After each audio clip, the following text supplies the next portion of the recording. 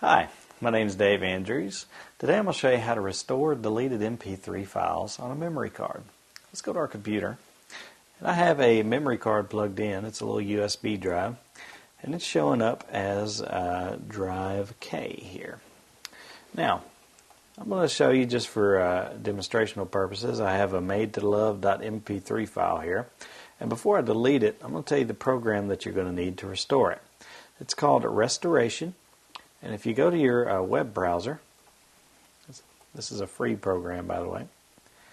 If you open up snapfiles.com, and over here on the right in their search area, I'm just going to search for restoration. Basically, they're going to have this program as the very first result.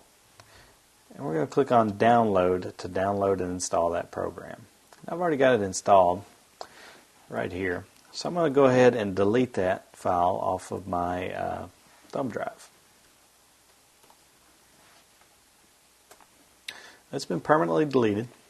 So let's run restoration as an administrator. And I'm going to select that drive. I'm going to click on Search Deleted Files.